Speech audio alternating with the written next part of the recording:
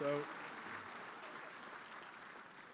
first of all, thank you very much, Andrew, and congratulations to Rick and the rest of the team. And I want to especially congratulate Rick for his 102nd year as the president and CEO of AIM. I also just want to send a quick message out to all the members of my administration who are here.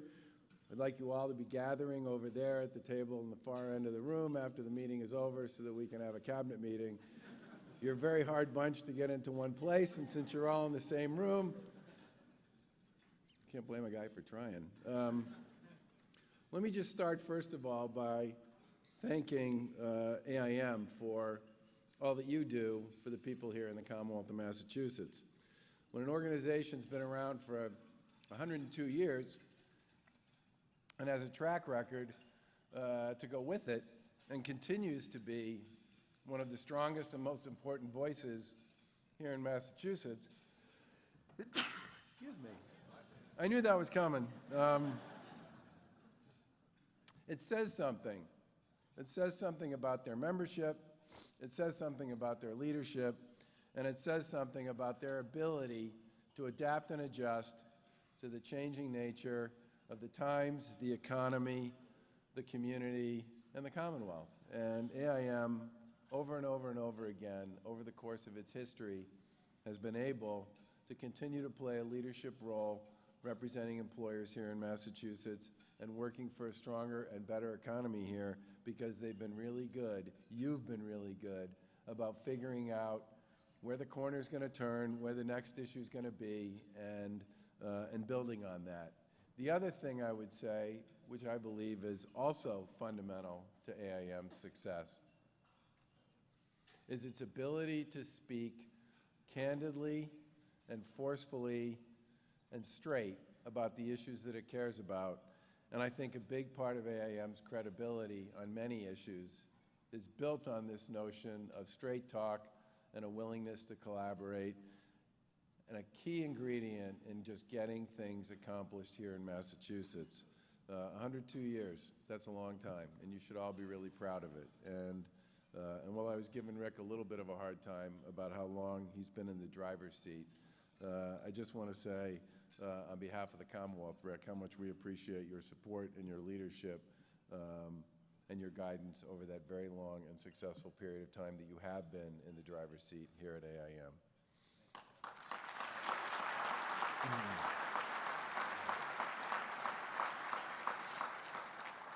Now, when Karen Polito and I were lucky enough to get elected, one of the things we said we were going to do was focus on building strong communities from one end of Massachusetts to the other. And the reason we talked about that is because we have 351 cities and towns here. And when you ask somebody how they think things are going in Massachusetts, they don't answer that question based on how they think things are going on Beacon Hill, how they think things are going, because we know the answer to that, how they think things are going in some other place. They answer it based on how they think things are going in their neighborhood, in their community, in their family, in their lives. And if you really want to have a great state, you have to have 351 cities and towns that all feel as if they're rowing in the right direction and things are going in the direction that they would like to see them go in. And that's why we have focused a lot of our efforts since taking office on building stronger communities and working with our colleagues in local government and their colleagues in the private sector to build strong communities across the Commonwealth. And that's translated into a few things. One is, depending upon what happens between now and the end of the budget process, something in the vicinity of a $300 million increase in support for K-12 education across our 351 cities and towns since we took office, the largest single state investment in the Commonwealth's history in K-12 education.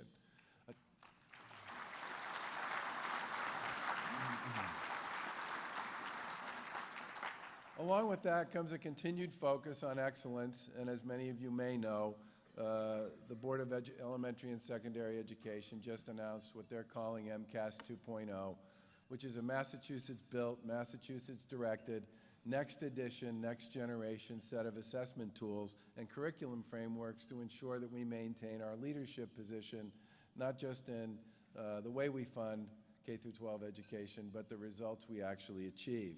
And for those of you who don't pay the kind of attention to this that some of us do, Massachusetts this year finished for the 6th year in a row, and we're the only state that's ever done it, as the #1 performer in both English and math on the National Assessment Education Exam. This is a remarkable achievement.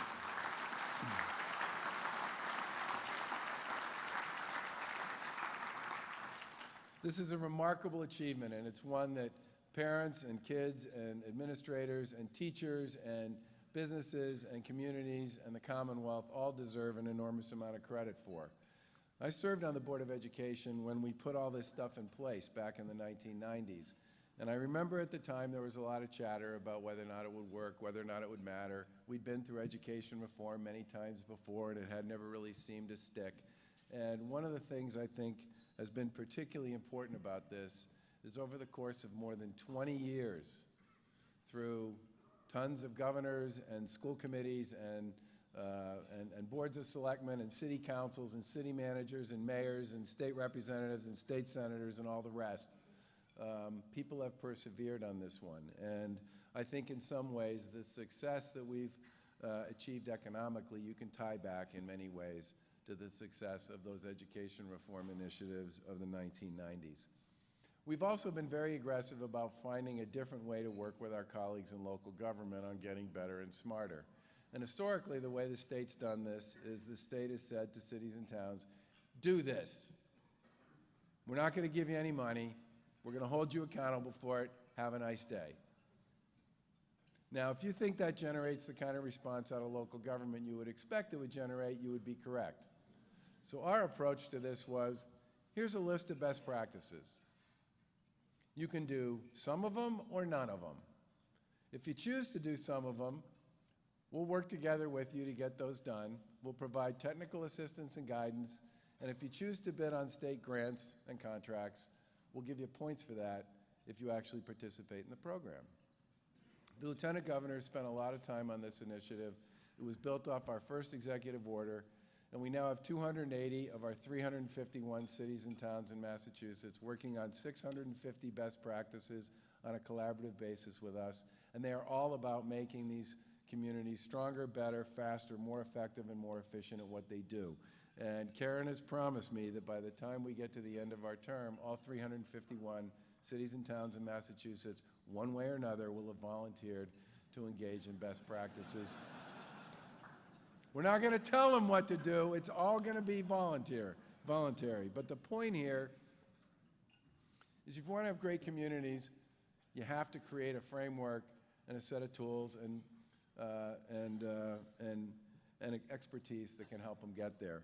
The other thing we've done is cleaned up about 50 years worth of state law that got in the way of communities actually doing something in what we would describe as the best and most intelligent way. And you should all know, and this is the way you should think about this, there were a lot of state requirements around compliance, reporting, financial administration, accounting, business development, procurement, sort of all of the blood and guts of what it does to actually run a community or run an organization, many of which were written and put in place in the 1940s, 1950s, and 1960s. So a lot of it predates every single piece of modern technology that any of you would use in the course of your day. It predates laptops, it predates desktop computers, it predates phones, it predates the internet, it predates wireless technology, it predates pretty much everything. And for a lot of local communities, it was an enormous drag on their capacity to perform. So we put together a 200-page piece of legislation, 125 sections, that just cleaned up all this stuff. And when we filed this bill, we called a lot of our colleagues in local government and said, "You want to come talk about this?" And we thought some of them might show up for the press conference, but usually if you want folks in local government to show up at Beacon Hill for a press conference because they're busy people, you need to be giving them money, okay? There was no money in this. Simply an opportunity to dramatically improve the way they did business. We had over 100 communities show up for the filing of the legislation, and another 100 who showed up when we signed it. And if you folks who don't know much about local government read what was in this bill, It would literally seem like you were reading the phone book because none of it sounds particularly compelling or important. But as the lieutenant governor and I stood at the podium and talked about a lot of the components of this legislation, people would break into spontaneous applause behind us. So it was literally drier than you could ever possibly imagine here, followed by Bruce Springsteen concert reactions behind us. But that spoke to some extent on how important it was to clean up literally 50 years worth of noise that got in the way of local communities' ability to perform. And including among those elements is the ability to do economic development planning and permitting in what we would call a 21st century way. We've also been pretty aggressive about investing in our local communities. We've put almost $800 million since we took office into local roads and bridges.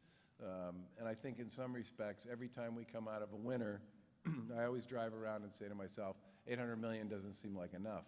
But it's a major investment relative to what the state's done historically, and it just builds on this whole notion that we and they are in it together to build a great commonwealth from one end to the other. The second thing we said we were going to focus on was the economy. Do whatever we could to work with our colleagues in local government and all of you to build a stronger economy here in Massachusetts. And some of this was just blocking and tackling.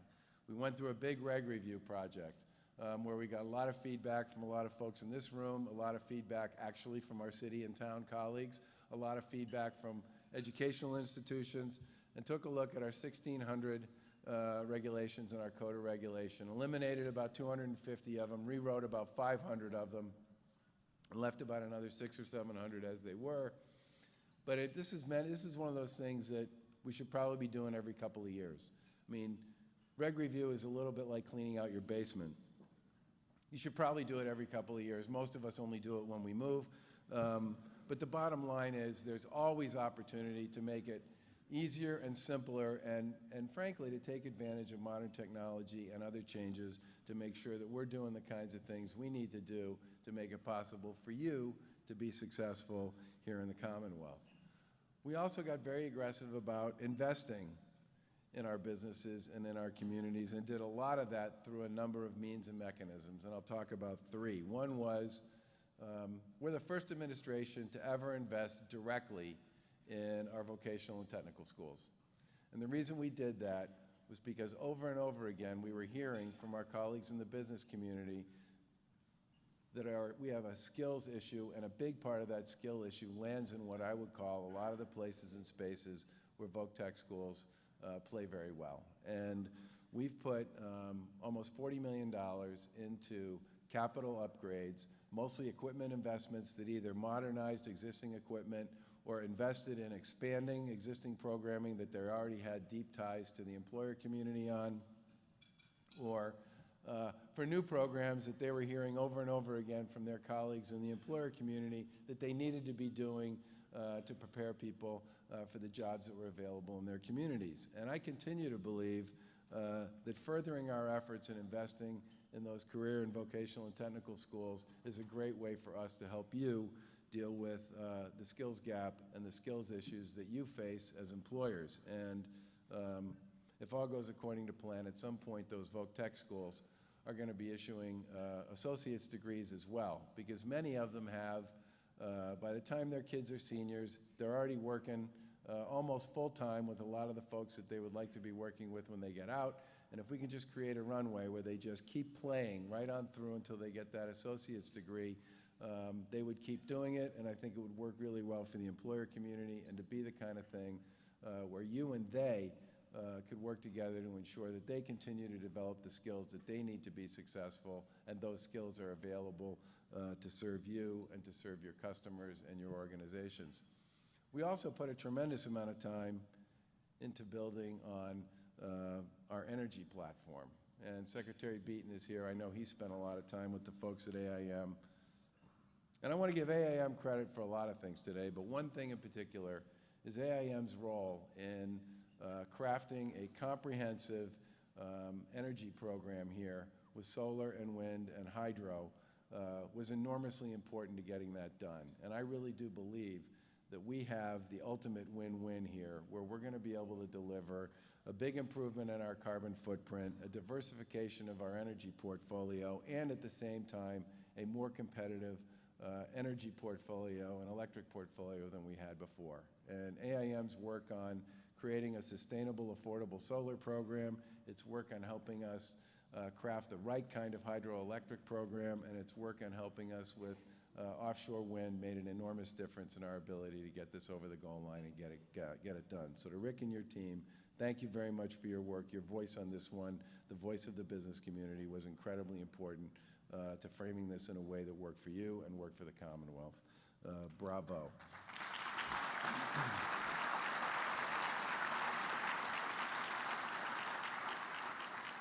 One of the other things we've tried to do, and I think it's worked pretty well, is Secretary Jay Ash, who worries about housing and economic development, and Secretary Stephanie Pollack, who worries about transportation, and the aforementioned Matt Beaton, who worries about energy and environmental affairs, have spent a tremendous amount of time together making sure that the funding that Jay and Matt and Stephanie worry about, which if you put it all together over the course of 5 years, the three of them will probably spend, damn, that's a big number, somewhere in the vicinity of $6 or $7 billion, okay? Lots of money of yours and ours on all sorts of strategic initiatives in transportation, housing, economic development, downtown development, greenery, trails, parks. I mean, the list just goes on, and they all tie up into what I would describe is the quality of life, the quality of the economy, and the quality of the communities that we have here in Massachusetts. And the work that they are doing collaboratively to make sure that we're making these investments in the right kinds of ways across our 351 cities and towns, and taking advantage of opportunities to build on economic success that exists in different parts of Massachusetts, because let's face it, every area is different, is going to be and has been a big part of our success in making sure we put that money to work in the right way. I also just want to give Secretary Pollack a particular shout out for the work that she and her team have done on the MBTA. The MBTA went a really long time without really being managed very much at all. And it showed. And it showed up for real in the winter of 2015,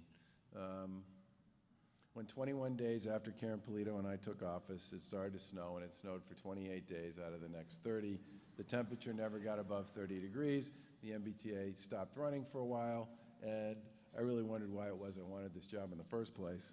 But to the credit of the legislature who worked with us on a big reform bill, and to Secretary Pollack and her team, we turned that set of circumstances into a real opportunity for reform, and over the course of the past couple years, they have done amazing work with respect to this. There are far more metrics in place to measure performance than they ever had before at the MBTA. They have reduced by somewhere between, depending upon how you do the math, $150 and $200 million the operating deficit the T was carrying, and have plowed that money back into their capital program. They invested $100 million in winter resiliency, which for the most part had a lot to do with why I think this winter was a little different on the T than the winter 2 years ago. And they've also set the table for what hopefully will be a very significant, probably somewhere between $800 and $1 billion worth of annualized investment in the core system over the course of the next several years. Signals, switches, power systems, electronics, tracks, infrastructure, hugely boring, terribly uninteresting, not very exciting stuff, but the kinds of investments that translate into a public transportation system that will be reliable, dependable, and affordable, and 21st century for the people here in Massachusetts. And speaking of the 21st century, Stephanie and the folks have also kind of pulled the T into the 21st century. That thing called the internet seems to have finally arrived there, and I'm fully expecting that their ability to use it the same way other people have used it will help a lot going forward. And while I won't tell every story I have to tell with respect to that, I do want to tell one. One of the things some of the folks did after we got there was we started to talk to a lot of the folks who were some of the T's biggest vendors about the relationship, the pricing, and whether we could get a better deal. One in particular, big vendor, when he got the call, said, hey, it's terrific. I've been working this account for 15 years. This is the first time anybody's ever called me and asked me for a discount, and I'd be happy to give you one if you do one thing. And he said, what's that? Well, you're the only account I have in North America that still faxes your orders to me, and then makes me fax them back. If you're actually willing to just go on our customer website and order off our website, you'll get the same discounts off our website that everybody else gets.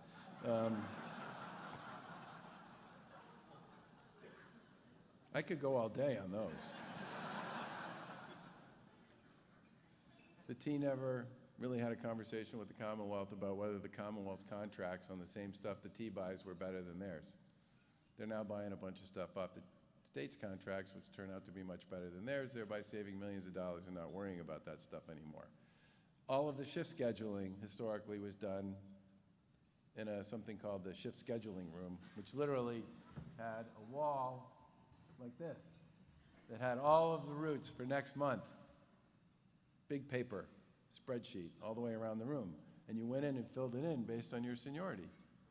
Now, how do you think that worked when people had unanticipated absences or wanted to make changes with respect to when they showed up? If you think the answer to that's not well, you'd be right. They had huge issues with their payroll because they were running on version 0.5 of an old PeopleSoft program. The payroll is now being run, big piece of it, on the state's payroll system, which actually, believe it or not, works a little better. But the point here is, over and over and over again, there have been opportunities to both improve the quality of the product and at the same time reduce the cost, but most importantly of all, position this organization to actually make the very significant investments that they need to make in the core system to make sure that it performs the way it should for the 21st century. Every time something breaks on the T, it's 50 years old or more. I mean, there are signals and switches on that thing that are older than my father, and he's 88. I mean, and if you don't believe me, I can show you pictures in my phone because I've seen them of some of the signals that were installed in 1915.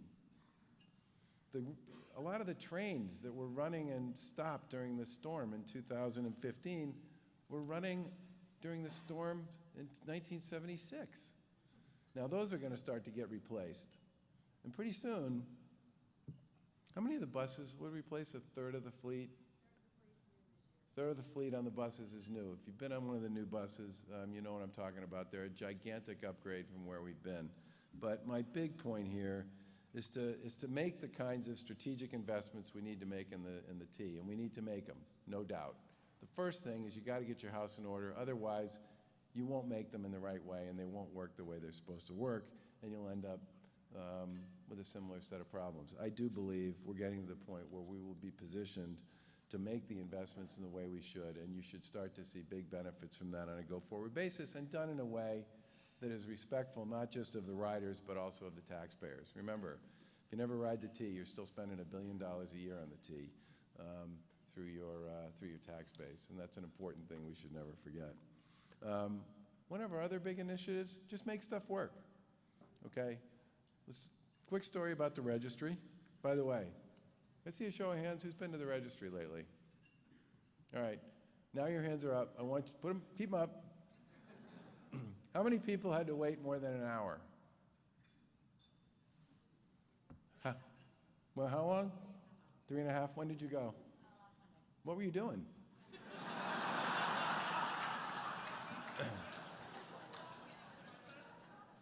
Okay, that is a great example. Yeah. The learner's permit crisis that happens during school vacation week.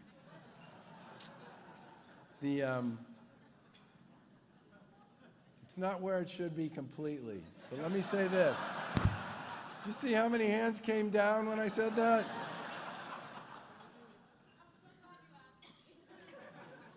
Look, and you brought up something where I know we have a way to go to fix it. I had a meeting with, no, you don't want to do that, believe me. But in any event, I had a big talk with some leaders in the business community the other day, It wasn't an AIM meeting. I apologize. I talked to others. And they gave me a list of concerns they had. And as we were leaving, one of the folks I was with said, Jesus, what about that list? And I said, well, everything on that list is on mine. So the good news is we're thinking about and worrying about the same things other people are worrying about. On the registry piece, the average wait time, which was the only way they measured it when we got there, was somewhere between 2 hours and 4 hours, depending upon when you got your ticket, which I never really understood what that meant. So we said, stop doing that, because then you're just measuring the middle of a distribution curve. Let's talk about what percentage of people are getting in and out in 30 minutes or less, what percentage are getting out in 60 minutes or less, and what percentage are over 60 minutes. So the whole focus here has been, think about this from the time somebody goes through the door, how many people are getting out and how fast are they getting out. 75% during the course of this year are in and out in 30 minutes or less. About another 20% are in and out in an hour or less. That friggin' learner's permit thing just totally, we know this one needs work, don't we, Stephanie? But the bottom line is, you go into these and there's oceans and oceans of empty seats that used to just be filled with people who are hanging around there all day trying to get their business done. And I take that personally, because we know how busy people are and how important it is that we get stuff accomplished and moving on. The other one I just want to bring up quickly is all electronic tolling. Now, when we first started talking about taking down the toll booths, the sentiment we got from most people is people will literally go to school, get married, and have children, and grow old, sitting on the turnpike, waiting to get from wherever they are to wherever they need to go when you guys take down these toll booths. And by scheduling this so that it started it on a 3-day weekend at night, and by doing almost all the work at night and strategically taking the approach where we go into the middle first and push it out, we actually never had any of the issues people expected us to have, and just the opposite. I mean, most of the average travel times on the turnpike have come down since we did that, which actually reduces, for example, the amount of carbon dioxide we're sending into the atmosphere by thousands of tons. And the capacity we have and we said all along it was going to take a little while to get the outsides completely cleaned up. But the bottom line here is this was never the mess everybody thought it was going to be. And I think that's because people spent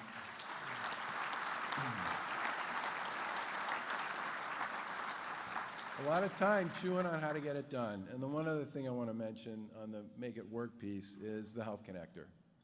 That was, in fact, completely broken when we took office, beyond broken. And we just finished our second very successful open enrollment in the fall, and the health connector is now serving more people than it was serving before the passage of the Affordable Care Act. And average wait times on the calls have gone from literally 45 minutes down to about 30 seconds. The abandonment rate has gone from north of 40 or 50% down to 1 or 2%. And its ability to actually serve the population it's supposed to serve, which in many cases is low and moderate income people looking for health insurance for their families in a way that they can sustain it and afford it. It's an important, 300,000 people, okay? Now that's a really important constituent of the Commonwealth of Mass who need that thing to work so that they can actually be comfortable and confident and secure that their kids, their spouses, themselves are going to have the kind of coverage that they need if, God forbid, something should happen.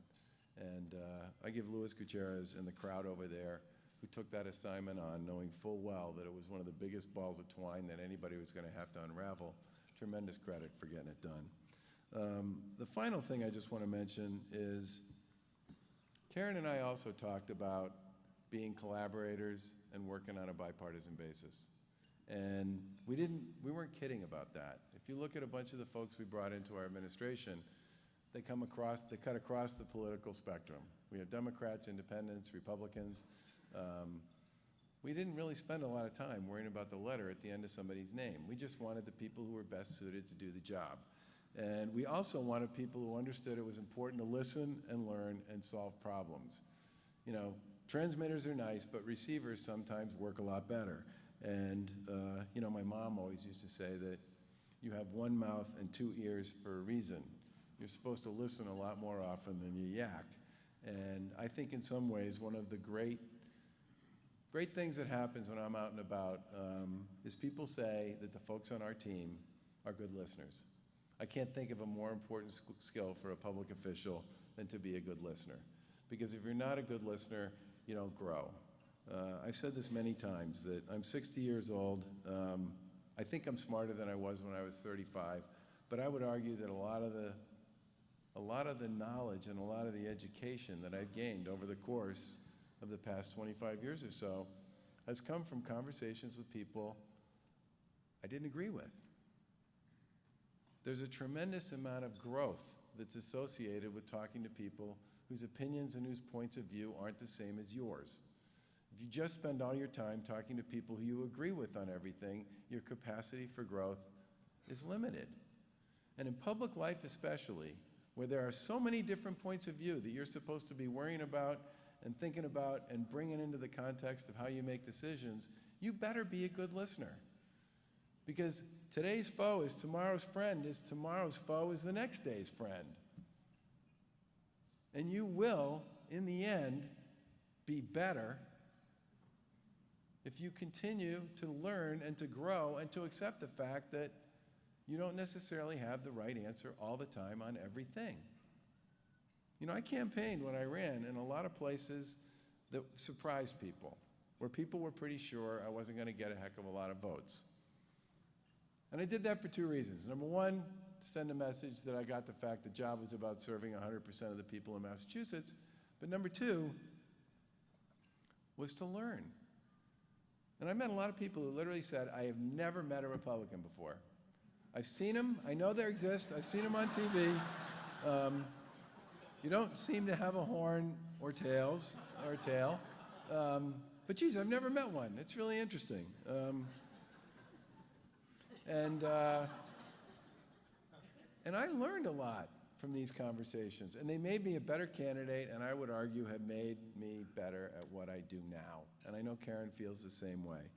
And I think in some ways, we also limit our opportunities with respect to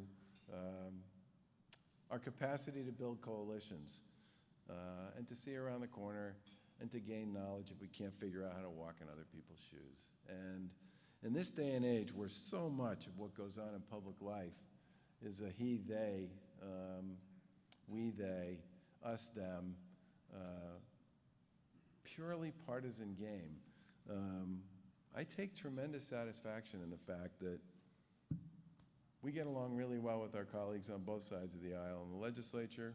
We get along really well with our colleagues in local government, and we benefit from that. If you look at the success we've had on opioids, the issue that Andrew mentioned, that was a completely bipartisan game right from the get-go. Every single bill we got passed, and we got 4, passed both the House and the Senate unanimously. And that was partly because we worked hard to build coalitions on both sides of the aisle, to find champions and supporters who would work that issue and work it hard for us. And we ended up getting 46 other states to basically sign on to our blueprint to pursue it in their own states. I would also argue that some of the success we've had on some of these other initiatives that we've been involved with, the energy bill. When it was just one team on the field, folks, previously, they didn't get the solar bill done or the wind bill or the hydro bill. Part of the reason I think we got it done was because you had both teams on the field. We were paying attention to each other and working collaboratively to try to find a way to get from here to there. This is about collaboration. It's set up that way. It was designed that way. It's not supposed to be easy to get your own way all the time. And I think in some respects, the best example of this was the decision that GE made to come to Massachusetts. Now, some of that was because they liked the proximity of the airport, the fact that it has a lot more international flights than it used to, the availability of the Seaport District, which, by the way, came about as a result of major league bipartisan efforts around the Third Harbor Tunnel, the Silver Line, and the cleanup of Boston Harbor and the depression of the Central Artery.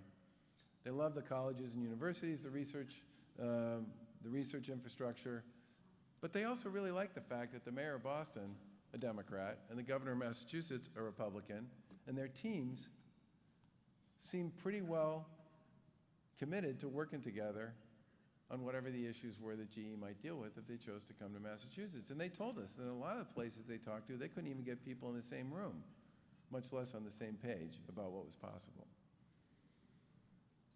And I think in many ways, we cheat ourselves, and we cheapen the notion of what it means to be in public life if you don't understand and respect the fact that you are sitting on the shoulders of all those who came before you, and there will be others who come after you.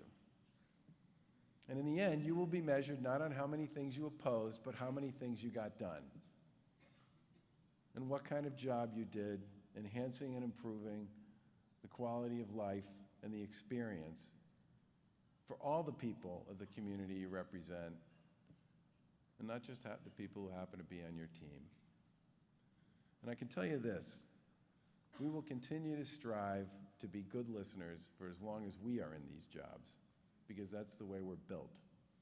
And we will continue to work hard to build strong communities, a strong economy, and a quality of life here that is second to none. Because we take quite seriously this notion that we are supposed to all be in this together. And the fight for common ground is a lot more important to us than the ability to stand up and say, "Niet." Thank you very much.